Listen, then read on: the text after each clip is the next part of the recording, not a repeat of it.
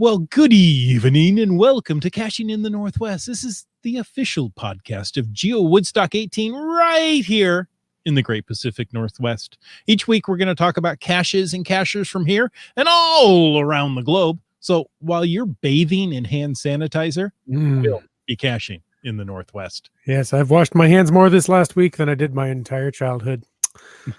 Well, that means it's time to bring in, who is it time to bring in? Let's just bring in Land Monkey. Some say he's so indirect you have no idea where he's coming from, and others say, who cares what they say? Welcome, Land Monkey. It's good to see you guys. I missed you last week. Hey, buddy, missed you too. Hope you had a good trip. Yeah, it was good. Awesome. Well, hey, tonight we are going to talk about the worst of the Northwest.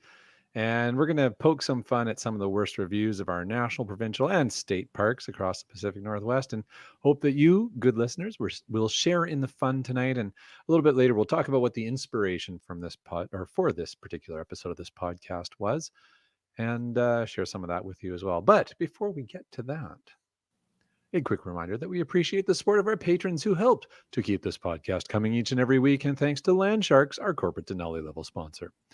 This latest special from the Land Sharks is still on. It's the How to Puzzle Cache book and supplement.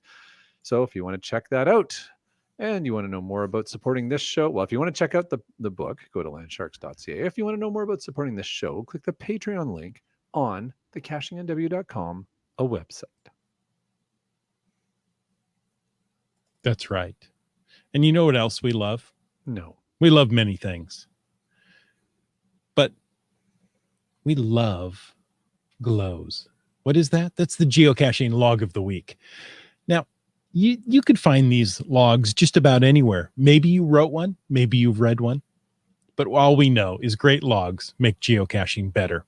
So send an email, perhaps a field recording of a great log that you've just written. You can call in to 253-693-TFTC or use the voicemail tool on the website and show us how you right there, you glow. Well, this week's glow submitted by Wet Coaster. How about that? And it's called, he titles it, or the log is titled, A Fun Paddle. Getting paddled when I was a kid was not fun. I think this is different. It's from GC 6 Kilo 487, and I believe the log was by Swed31. Did I read that right? I think that's right. It's not Swede31. Maybe it is. Who knows? I don't know this person. The log says, out in Toronto Harbor for my first paddle of the year. We started off from Cherry Beach at 3:30 p.m. with our destination being the donut event on Donut Island at 5 p.m. Wait, there's an entire island of donuts around Toronto? I'm thinking I really need to go to Toronto Harbor now. I don't know. But he says 6 of us paddled together. That's Res 2100, Stealth Edge, Doolins, Star Runner, Carolyn CL, and me. Our goal today was to get all the water caches around the Toronto Islands, and we succeeded. And in total, we paddled 16.4 kilometers. My arms are sore. We found this with no swan issues. Rez went in and made the find. To save space and time, we signed the log as something with the word donut. On the way back out, we did see the swan. Wow, that thing is menacing. It swam right towards me, all the while staring right at me. I quickly paddled away, and it gave up the chase. I Googled, are swans dangerous? And did find a report of a man who drowned after a swan capsized his kayak and then prevented him from swimming to shore. Yikes. Good thing you disabled this cache during nesting season, which is typically April to June. Thanks for the fun, Yellow Warbler, and it's nice to have found this lonely cache, not found since 2017 in June. That's almost exactly 1 year. We're happy to bring it some love. There you go. With the adventure. Yes, there's a whole series of logs, obviously, from the 5 people who went out, and they all tell a little different story of the swan. The swan? The patrol swan. Large birds can be quite mean. Yes. And I mean, it says here that nesting season typically ends in June, and it looks like, based on what they're saying, that their adventure here was in early June. So Still Yeah. been nesting or have goslings. So Could have been, yeah. I had a mean bird experience geocaching years and years ago. It was a huge Canadian goose, which, as I recall, didn't you say one upon a time that all Canadians channel all of their bad feelings into the geese and then send them to the U.S.? Is that how you get rid of your bad feelings? we don't intentionally send them to the U.S. They Oh, just okay. go there. But that's, Yeah. there's an annual celebration where all of our anger and angst is ceremoniously. Well, one specific Canadian goose in Seattle one time vented on me. So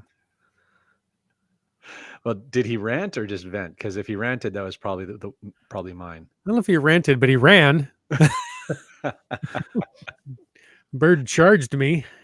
Oh, wow, that's 2 minutes up here. 2 minutes in the Yeah. for charging. Yeah. Hey, all right. Well, if you want to participate in this, we're gonna have a lot of fun here. We're gonna just have a fun episode. We're gonna have fun. The three of us talking. We're gonna ask you guys who are listening live to join in. And if you want to give us some feedback, use #parks.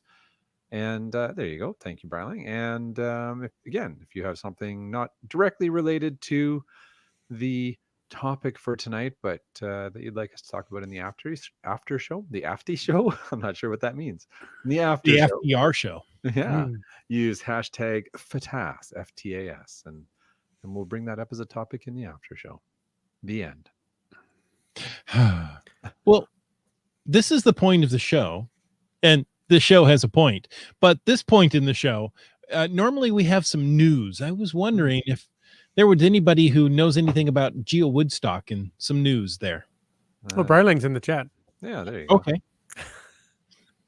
I'm sure there's somebody around somewhere. Hey, we are going to do our weekly Giga countdown. We are at 203 will attends away from Giga status. Ooh. We're getting close, guys. We're getting close. Nice. 203. Yep, almost there. Yeah, that's more than a gross. But anyway, Yeah, I'm excited. You guys are going to get there. It's going to be great. indeed. Let's see. April 6th, Memory Lane. What is this all about? #GC Memory Lane. There were some teasers apparently in Chris Ronan's Inside HQ podcast. But we here at Caching the Northwest want to know what you think. Indeed. Memory Lane. Have you guys seen the social media posts from HQ this week? Yes. I have not. It's been a long week at work. I've not tuned into social media much at all. Enlighten me. Well, they have posted some links to a countdown page. They have a countdown page on their website that's counting down to April 6th. And pretty much all it says is Memory Lane, #GC Memory Lane. So, yeah, we're really curious what you guys in the audience think that this is going to be all about. We're assuming it's a souvenir promotion. It'll be the spring souvenir promotion. There you go. Coming soon. Coming soon is all I saw with the link. So, and if you click on the link, the page looks almost exactly like that, except it just has a countdown clock on it. So, Okay. yeah. Well, April I guess 6th. I think that's a Monday.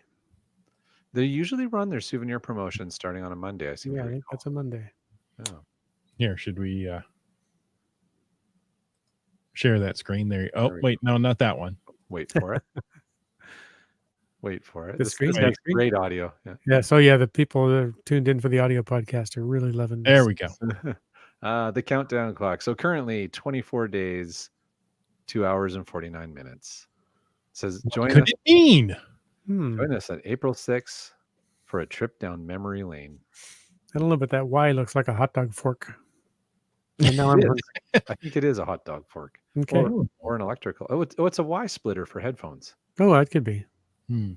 Or it's electrical because the E looks like Electricity. it looks like a plug. Anyways. Fun. So there you go. We don't know what it is. We want to know what you guys think it is.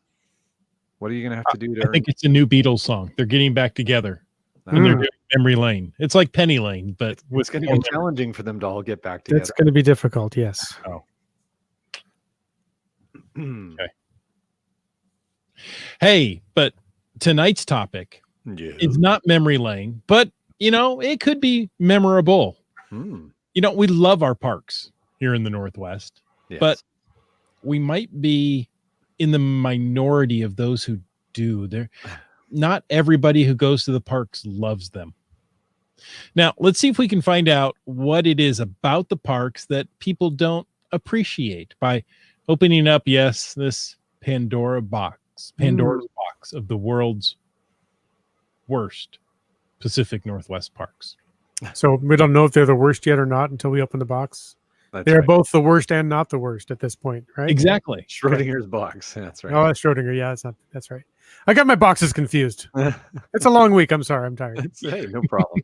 So our inspiration for this episode came from, if you go to www.ambersharedesign.com, and this artist did a great job, took some of the worst reviews for the U.S. national parks and made lovely lithograph prints of for the parks, like a postcard style, but then would put a terrible, here we go. Yes. Glacier National Park, too cold for me. Yep. Crater Lake, just something to look at and leave. I did that. White Sands National Park, literally miles of white sand. That was good. Yeah. So there you Grand go. Teton, all I saw was mountains, lake, and trees. Yeah. Yeah. Some of these, terrible reviews, but the posters are The artwork is very nice. Yeah. lovely. Yes. And that's the beauty of the ambersharedesign.com gag here. It's clever. It's aesthetically pleasing. So we saw that earlier this week and said, hey, you know what? Let's see what kind of reviews we can find for the parks in the Pacific Northwest here. And we found some interesting ones. Some people, it's very obvious that some people intentionally leave very, very bizarre reviews, but other people leave reviews that you're left scratching your head thinking, I'm really not sure what they're getting at. So what did they mean? Yeah. So we checked Google reviews for some of our favorite parks across the Pacific Northwest in Canada and the US. And we're going to share with you guys the lowest, worst reviews with you, the most bizarre lowest and worst reviews. And we're going to see if we can figure out what they were thinking when they wrote them. So we are going to have some fun at the park's expense. But hey, while we're doing it, why don't you also use #parks and share with us your favorite national, provincial, state parks in the Northwest and tell us why. And we'll read that feedback as we go as well.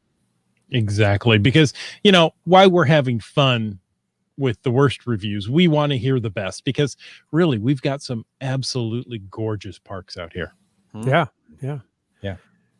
I like when one of those cards that you scrolled by it said something about no cell service and rotten Wi-Fi. And I can remember when everywhere I camped as a kid, the Wi-Fi was terrible. And there was no signal. None at all. Yeah. There you go. All right. Well, let's start up north of us, south of Land Monkey. The first one, I think somebody shared it on social media, North Cascades National Park. It is a beautiful park. It's a beautiful area, but this review said there are too many mountains, trees, snow, etc. Made me want to go to the beach. So perhaps they just chose the wrong park that day. Perhaps. I'm thinking. That is a beautiful park. I've been there myself as well. And too many mountains, trees, snow, etc. It's the etc. really that gets to you. Yeah. I mean, of course we know there's going to be mountains at North Cascade, but maybe there was some nice glacier runoff lakes with beaches they could have went to. There you go. They just weren't creative enough. Yeah. Now, kind of to split the difference between Land Monkey and ourselves, let's look at Peace Arch Park right there on the U.S.-Canada border. I've spent many times looking at it, only been there once for an event. It was very nice. Yeah, I shook hands with Breiling across the border. Yes, right across the border. We took a picture. So the review we're reading is too long time, like 3 hours waiting. So I'm guessing it's not a review for the park, more so the border lineup. Yeah. So it's kind of a little confusing there, but and to further the confusion, there was another 1-star review for that park that just read lovely. Lovely. but with a 1-star review. with 1-star review. Maybe they misspelled lonely. Maybe they were lonely for that 3-hour wait, Yeah. looking at the park while they were in the borderline of. I can't tell you the number of times I thought I could get out of the car, run over, get the virtual, and come back. Mhm. Right.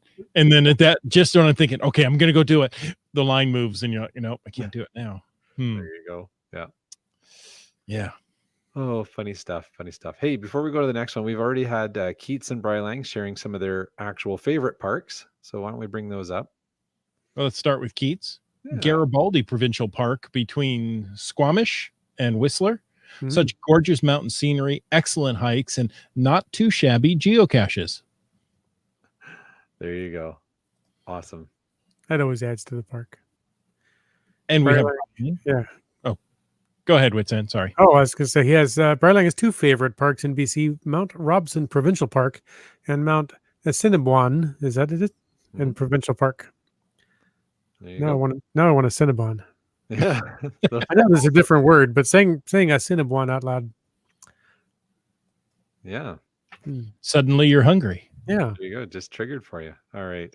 Well, one of my favorite parks in Washington State is Deception Pass State Park. Oh, don't be deceived. It's a beautiful little place. It is beautiful. I've been there. And the review, the 1-star review that I found for that park said, boring place, highly overrated. So not sure what the expectation was. Yeah, I was going to say, what are you expecting? Were they rating? Yeah, this is strange. Although one thing I will say, there were a number of low reviews for Deception Pass State Park based on the jet noise, and so you do need to be aware you are very close to a Navy jet base. Yeah, And you are on the flight path, so that is something that you have to take into consideration with that park. Yeah. So there were quite a number of 1-star reviews commenting about the jet noise. Sorry, but the one that just said boring place, highly overrated, I thought, well, that stands out. And Brylang says that park is deceptive. It Yes. can be. All right. And Brylang loves you or agrees with you and loves Cinnabons. He loves you too. He loves Well, you. Let's see. Golden Ears Provincial Park in BC. Sounds like it should have Disney sponsorship. I don't know. Someone wrote, "Is there enough washrooms?"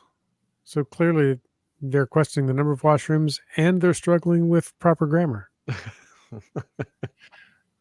Enough washrooms is there? Yeah. So is it a complaint that they don't feel there are enough washrooms, or is it just that they're unclear about how to find the washrooms? I don't know. Don't know if they're there. It could be an issue. They've got some intestinal distress and they want to visit the park and they're asking, is there enough washrooms? So, but they're asking as a review. So Yeah. Yeah, that sums it up. because that's a good place to do that. The next one is from Olympic National Park right here in Washington State. And they say, there is just too many trees. And it really could use a Walmart. Somebody doesn't get camping, I'm going to assume. Apparently not. Yeah. And, Well, Walmart sells camping supplies, so it could be appropriate. Right? There you go. Yeah, That'd help out. and the poor grammar theme is continuing. The programmer theme continues through tonight. I'll tell you that much. Okay. For sure. Yeah. That won't be a surprise.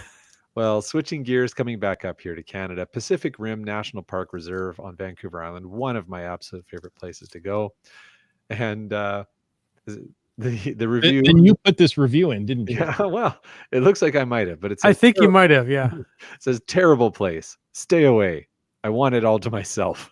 But now we see it's all really reverse psychology. It's a reverse psychology 1-star review. There you go. Yeah. Oh. Sneaky. They're getting sneaky there.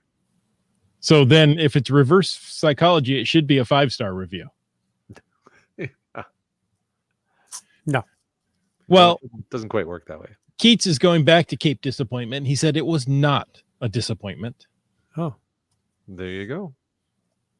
And it definitely is a cape as well.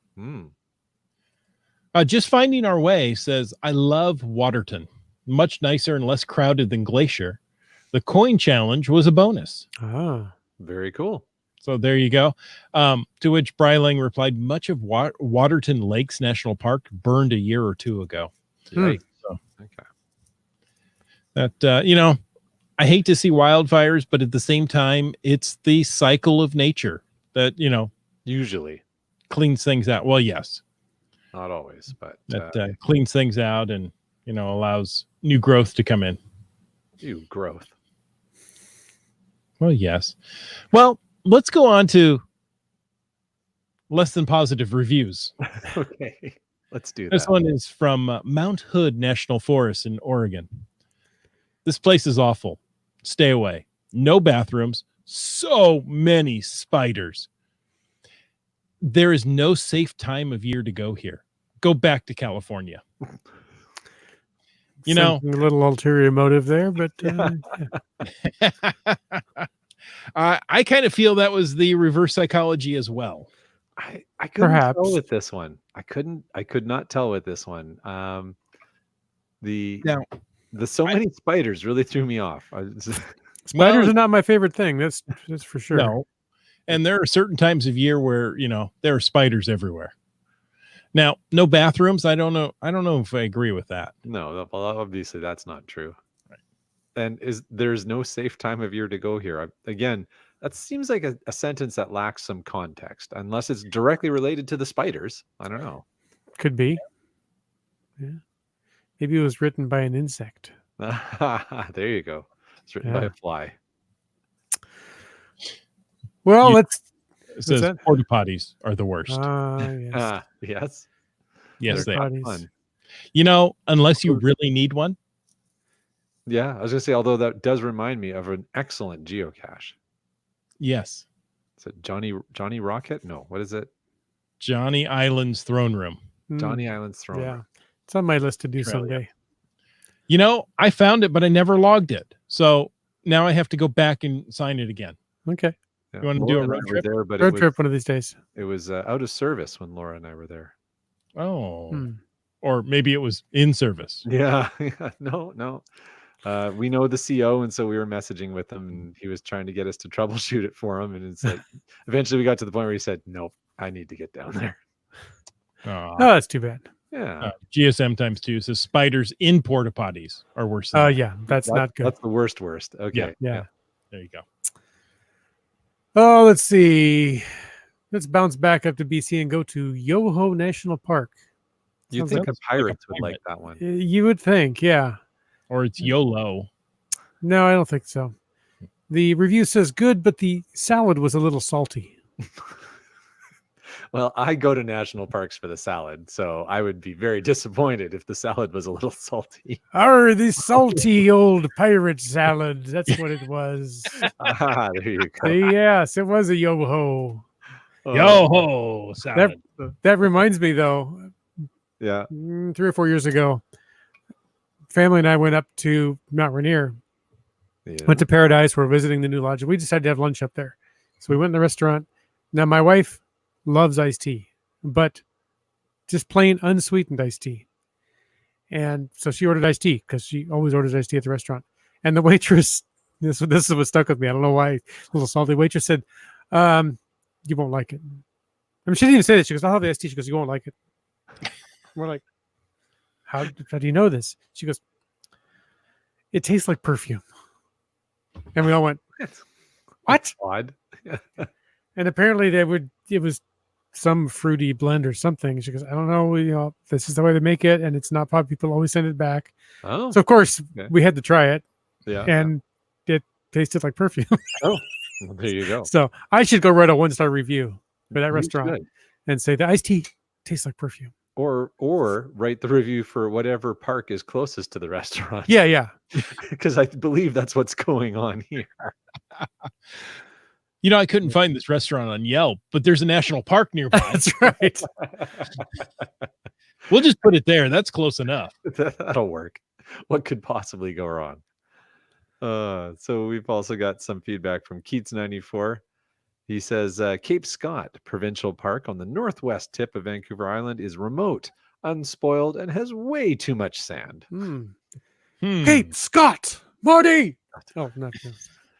Followed by Brylang, who says Cape Scott Provincial Park on the northwest tip of Vancouver Island is remote, unspoiled, and has way too much mud. So Is that just wet sand? I think so. I think they're both saying the same thing. Interesting. All right. Well, it doesn't have way too much mud all year round. Well, actually, Cape Scott does. Oh. Let's move back to Washington State here, and Mount Rainier National Park, one of my favorite parks down in your state. Yes. And It's in our county. Is it? Yeah, it's in Pierce You- County. You have a big county. I'm pretty sure it is. Now I'm questioning Mhm. that, but I'm pretty sure it All is. right. Well, the 1-star review for Mount Rainier National Park said that it's far away, which is potentially true. Potentially depending on where true. you're coming Yes. from. Yes. And by the way, the iced tea tastes like perfume. And the iced tea tastes like perfume. That's the new 1-star review from Mount Rainier National Park. Iced tea tastes like perfume. Oh. Okie doke. Oh. Well, that was fun. Boy, we went through those fast. Yeah, we did. It's only a half hour. I guess we'll have lots of time for the after show. Oh, Well, Brian. it's going to smell like perfume. Yeah. It's going to taste like perfume. Brylang said the mud is on the trail through the bog. The sand is on the beach. Well, that sounds like the things are where they're supposed to be. Yeah. One can't complain about that. Keith said I had sand in everything for about a month from Cape Scott. Everything. Just to be clear. Everything. Yes. So It yes, gets- there you go. Iham says he confirms Yes. Mount Rainier National Park is in Pierce County. I've known that, and then as soon as I said it out loud, I'm like, wait, was that right? And the Eatonville School District. Oh yes. I think I went to, so we did the Mount Rainier Geo Tour when it was Okay. active. That was a lot of fun. That was a great Geo Tour. When the Geo Tour was active, or when Mount Rainier was active? When the Geo Tour was active. Okay, good. Good point. Yes, important to clarify that. Yes. And I what was I going to say? That Eatonville, yeah, that when we spent a little time in the town of Eatonville as well, because I think there was a couple of caches for the Geo Tour in there, and it's just a beautiful area. Like, even, Yeah. I mean, obviously the national park and the mountain itself are spectacular, but even the surrounding towns were beautiful. I just really enjoyed that whole Geo Tour. Eatonville is a nice little town. We used to go when my son was playing high school basketball. We'd go out there and play. We played Eatonville High School out there, and it's a nice drive. It's a nice town. It's a little too close to the mountain if it ever erupts, but Because it is an active volcano. It's well, not active, but right, dormant. It's Dormant. not dead for by any stretch, but I'm not dead yet. it's not dead yet. Yeah, All right. there's probably a more official term for a extinct volcano. Is it not Yeah. dead? But I guess. Another hashtag parks piece of feedback from MC3 Cats says the Pacific Rim National Park Reserve in BC is pretty spectacular. Got to visit that park and Kennedy Lake Provincial Park. They were both pretty cool when I visited there last summer. great. Very, very cool. Thanks for that contribution. And every time I see MC3 Cat's profile icon there, I just kind of want to go. Make that the It's a great note face. Great picture there. Yes, indeed. And another piece of feedback we got here. It's a review Brylang found for us from Cathedral Grove Provincial Park, which It is in sounds British beautiful. Mm-hmm. And the review says, "Just log it already." The geocache? Well, initially that was my thought, and then I realized no, it's probably not a geocacher. Probably That's not. No. Somebody just being mean. Yeah. Mean people, mean girls, logging reviews. I found one for Belfair State Park. Not a real fun time. Okay. Oh, that's too bad. Yeah. No, I'm sure that's, a young person who didn't want to be there. Yep. That's what I'm thinking. So, MC3 Cats also has a Palouse Falls State Park is pretty spectacular. It's in the middle of nowhere, but worth a long trek to get there. That was one of the ones I was looking at for the reviews, and there's a lot of 1-star reviews on Palouse Falls complaining about the road in. So, What about the road out? yeah, no, apparently none of these people ever left. Okay. So. Glacier National Park. These glaciers are far too cold and hard. This is supposed to be a tourist attraction. Make it warm and inviting. Make it that way, yeah. Fix all those stupid glaciers. Yeah. Hey, well, some would argue we are. Yeah, no kidding. No kidding.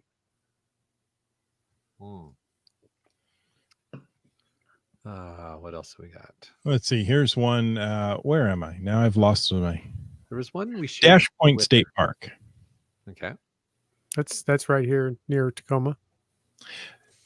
Definitely the weirdest campground in the last few years. Lots of noise. Trailer next to us leaves yapping dog out 23 hours a day.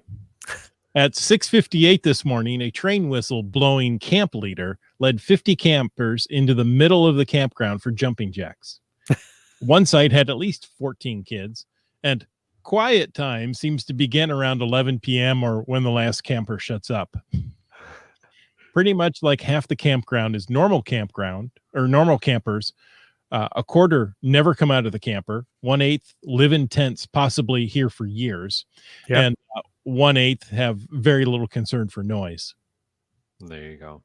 Not well maintained and rarely anyone at the gate, but finding full hookups is not easy around here. This is quite the response. Yeah.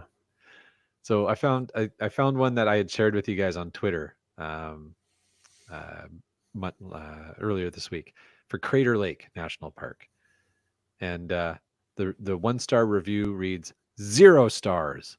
The lake is bad and should not be a national park because it is bad and has fish, and I'm allergic to fish, and it's thumbs down. So don't go ever if you can. Okay. No lakes should ever have fish. Got it. And it's bad. Oh, wow. They should go to the Great Salt Lake. Yeah, there you go. All I have to say is stupid fish. They wreck everything. That's right. The nerve. Dumb fish. Oh, funny. All right. Here's another one of Arches National Park. Narcissistic, selfish people posed right in front of the arch for their personal photo. The nerve. Who would possibly do that? Yes. And Brylang shared another one with us for Jasper National Park in Alberta. It says Jasper National Park, not enough shopping malls. And I would agree. There definitely are not a lot of shopping malls. I wouldn't necessarily say not enough. I think it has probably maybe too many. I think it has just the right amount of shopping malls in the park. Yeah. Well, I think if I'm remembering correctly, Jasper does have a small town in it that does have some shopping in it. So, oh, really? Yeah. But it gets very busy, very, very busy in the summer. And I'm sure there was queues for everything. So there just weren't enough malls. It reminds me, though, you posted a nice picture of Jasper on social media recently. I did. Yeah. Our friends at HQ had posted an encouragement for people to talk about caching with their dogs, and it reminded me of going caching with Piggy. So I went through the archives, found a nice picture. Aww. Yep. Here's another one for Mount Rainier National Park. Okay. It was like a juicy piece of steak presented on a trash can lid. At least that was creative. Yeah. Very colorful. Yes. Yeah. They're good at painting pictures with words. I'll give them that. And sounded grammatically correct for a change. And they didn't blame the fish. You know, I'm going to stretch our boundaries just a little bit and claim Yellowstone National Park is the Northwest. Go for it. It's like a bigger version of Central Park, only with bears. With bears. It's a much bigger version. Yeah, it's in Northwest Wyoming, most of it. So yeah, that'll work. Only with bears. Oh, what are people thinking? I don't know. Silly people. All right. Keats has another one here for us of an actual park that he likes. Nairn Falls Provincial Park near Whistler is worthy of a nature show featuring the selfie stick. Ah, All right, fair enough. I can see they where you're haven't going with they haven't banned those in too many places. that. Not outdoors. Not Yeah. outdoors. All right. Oh, I found more on that trash can lid. Oh, okay. Mm. It's Please do actually quite tell. a good review. This place was the worst. I'm not saying it wasn't pretty, but it makes me remember an episode of The Cosby Show where Vanessa is engaged to someone, and Bill Cosby says it was like a juicy piece of steak presented on a trash can lid. That's what this place is. Mount Rainier served on a trash can lid. There you go. Too funny. Too funny. All right. Well, that's been a lot of fun stuff. Keats was talking about Nairn Falls Provincial Park. If you're curious what that park's actually like, on my YouTube channel, season 3, episode 1. It's either season 2 or season 3, episode 1 is actually in Nairn Falls Provincial Park. So Oh, you can get a sense of what it actually looks like. And no selfie stick was used by me in the production of that video. So are you sure? I am positive. Okay. Is there a human ladder up there? I'm not sure what that means. I believe you used your wife as a ladder in a video from one of your early seasons. Yes, you Yes, did. that's long ago. Yeah. I just didn't remember if that was up in Nairn Falls or not. No. That was actually quite close to my home. Hmm. All right. Well, what do you think, guys? Did that. Start to move towards Yes, the so- after show. Folks, thank you for tuning in. We hope you enjoyed this episode of Caching in the Northwest, and there'll be more to come. Oh yes. Yep, we're lining up topics and guests, and have some great stuff coming up. But we just wanted to have a little fun tonight, so it was just a little have fun episode. Hope you guys enjoyed it, and we enjoyed hearing about your favorite parks. And of course, we want to take a moment to thank the Land Sharks, our corporate Denali level sponsors. Landsharks.ca is the outdoor adventure and geocaching store. Check them out online or go in person. Visit their store in Victoria, British Columbia, and pick up the latest special, How to Puzzle Cache book and supplement. They are open 6 days a week except holidays, and they ship orders online daily. We also want to thank our faithful Denali level supporters. That's Landsharks, JP's, Geodesigns, Limax, Team Squirrel, and Groovy Owl. If you want to know more about supporting the show, click the Patreon link on the Caching NW website.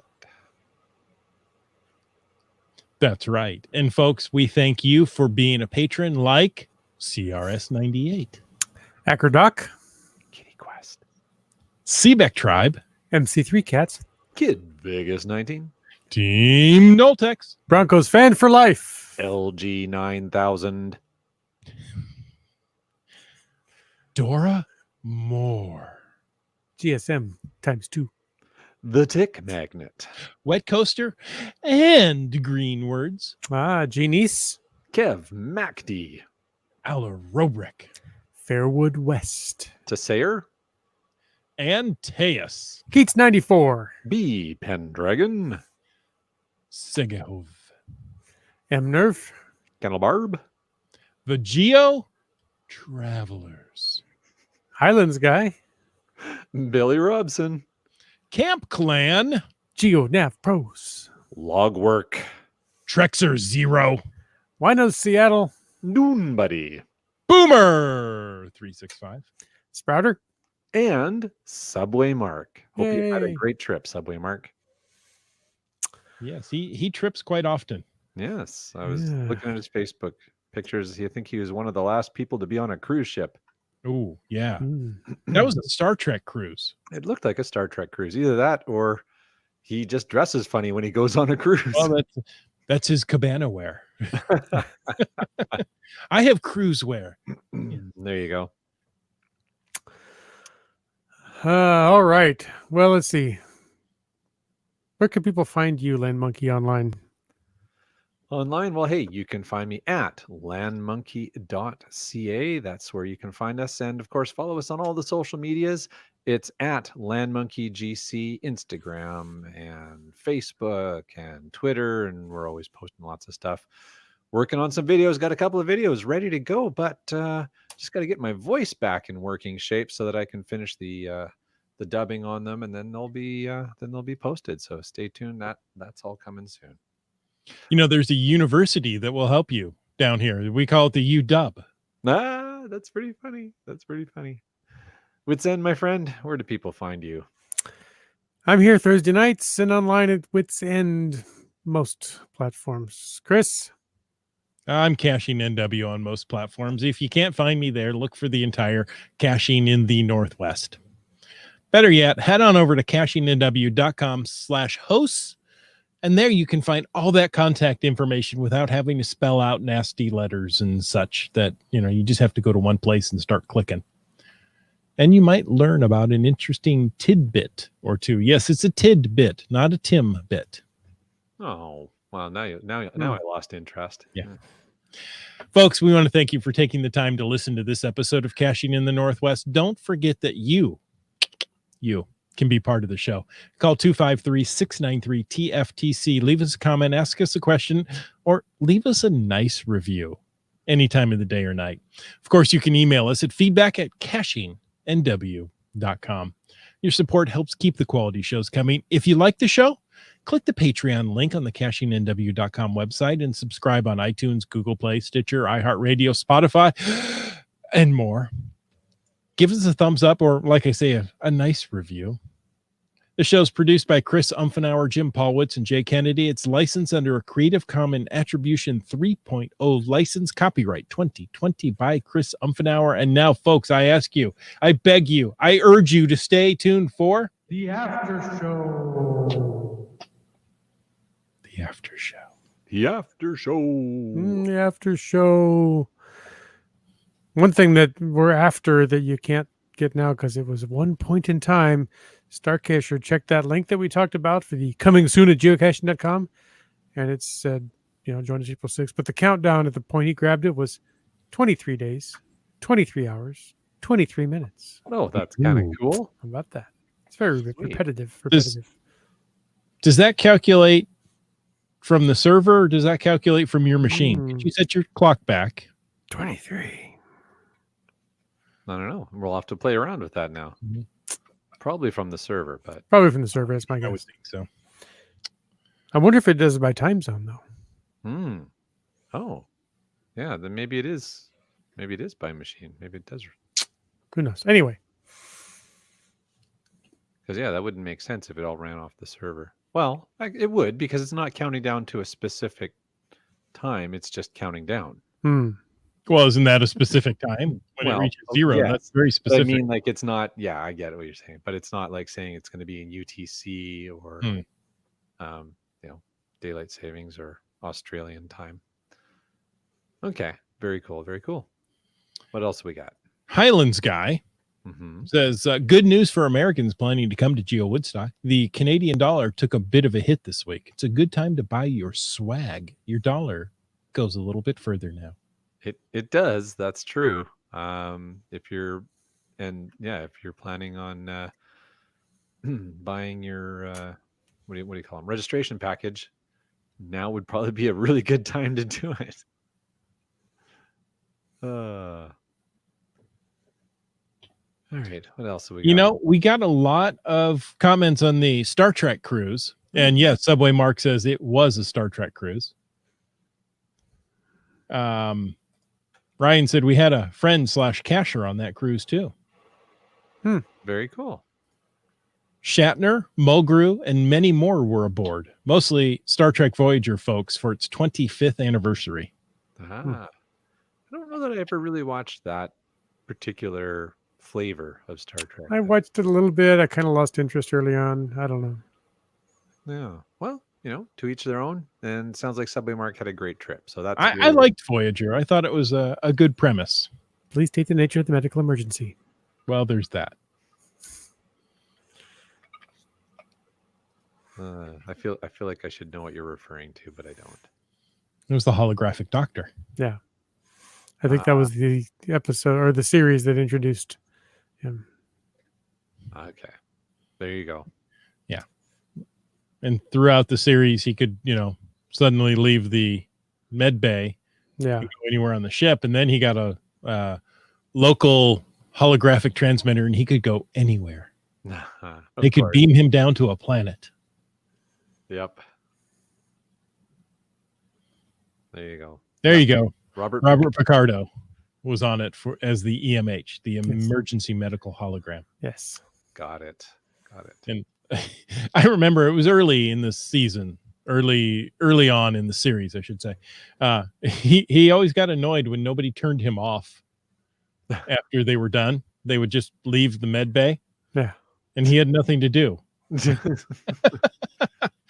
But yeah, okay. So it's funny because I guess technically it's an artificial intelligence. So why is Right. it annoyed? Yeah.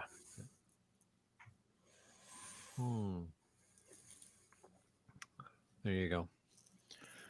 Okay. So what do you figure? What's up? But we're still talking about Star Trek. No. At one point, the EMH became the ECH, the emergency command hologram, and took over the ship when the crew was either kidnapped or incapacitated. Well, that would be handy to have. Yeah. He did learn to grow over time. Yeah. Yeah. Get taller. Learned more skills because, he decided he wanted to be left on all the time. Oh, funny. It was an interesting character. Star Trek always has the alien or, artificial life form that has an interesting look back at humanity. Right. That Okay. they're, Like Data. Yeah, exactly. Gotcha. Or Spock. Highly illogical. Exactly. Gotcha. You know, I see where you're going with this. So the EMH did that, but there were several other aliens on Voyager. That Voyager was a robust little ship. So okay, yeah. All right, I can picture that. I can picture the series now. I was getting it confused with the Deep Space Nine. Okay. Yes. I got it now. I got it. I'm good. The hotel in space. Yes. Which sounds. Oh, there you go.